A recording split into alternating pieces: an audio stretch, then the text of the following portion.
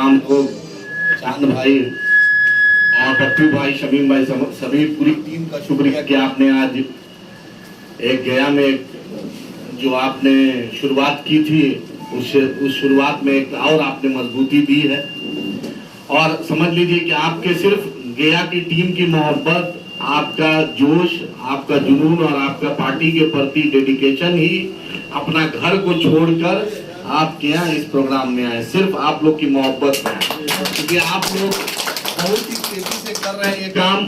और अल्हम्दुलिल्लाह आज गया में चाहे गरुआ विधानसभा हो, चाहे शेरघाटी हो, चाहे रफीगंज हो, चाहे आपका जो ये गया बोध गया हो, सब एक चर्चा का एक पटना तक ये गूंज है कि एमआईएम मगध में बहुत मजबूती से काम कर रही है। देखिए ये हम लोग की ये पार्टी, पॉलिटिकल पार्टी, और जितने लोग जो आए हैं इसमें 90% वो लोग हैं जो किसी पॉलिटिकल पार्टी में कभी रहे नहीं है।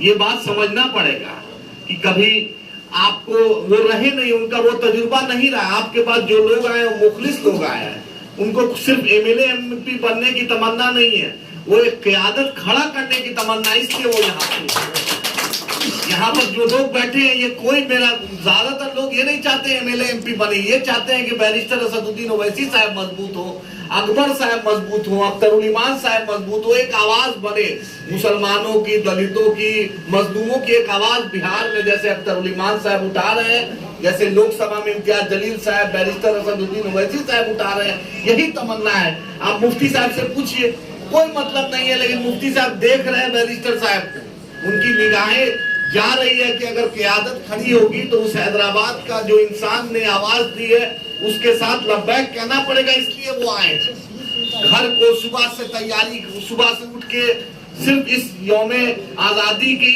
जश्न मनाने इसलिए आए हैं कि एमआईएम के दफ्तर में हो रहा है। मुझे दावा है 80% यहाँ पर जो लोग हैं, अगर उनको बोला जाता दूसरी पॉलिटिकल पार्टी में जाने तो वो नहीं जाते।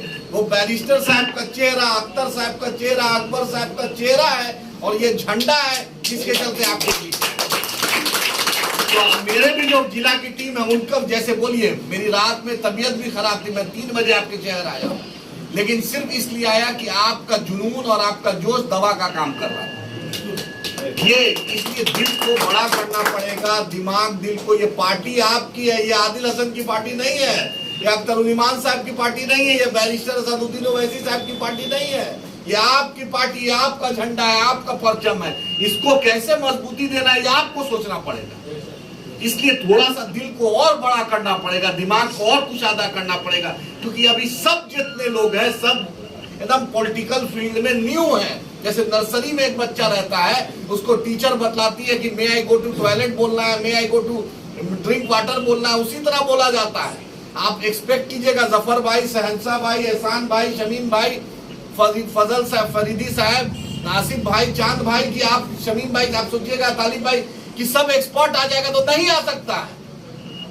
ये सीखना पड़ेगा, यही मकतब है। ये कल इसी में से लोग बनकर आगे आएंगे। और जितना अल्लाह का शुक्र है कि एमआईएम में जो आता है मुखलिस लोग रहता है। हम 1 रुपया नहीं दे रहे हैं उनको, लेकिन वो जानता है कि अगर इस परचम को मजबूत करेंगे तो आने वाली नस्लों को एक आवाज मिलेगी। और वो आज उसका नतीजा आप देख लीजिए। बिहार शरीफ, रमजान में बिहार शरीफ का मामला हुआ, इतना बार हम अख्तरुल इमान साहब ने असेंबली में उठाया, बैरिस्टर साहब ने दिल्ली में प्रेस कॉन्फ्रेंस में उठाया। परसों नीतीश कुमार ने जो मुतासरीन थे उनको मुआवजा का ऐलान किया, भेजा पैसा, बड़े बड़े लोग का नाम है उसमें। ये आपके चलते हैं, आपके चलते हैं, ये आपकी ताकत है। पहले एमआईएम को सिर्फ सीमांचल समझता था, अब यहाँ का मंत्री को भी एहसास है। जाकर देखिए, अख्तरुल इमान साहब को ऐसे सलाम करता है, वो आपकी ताकत से।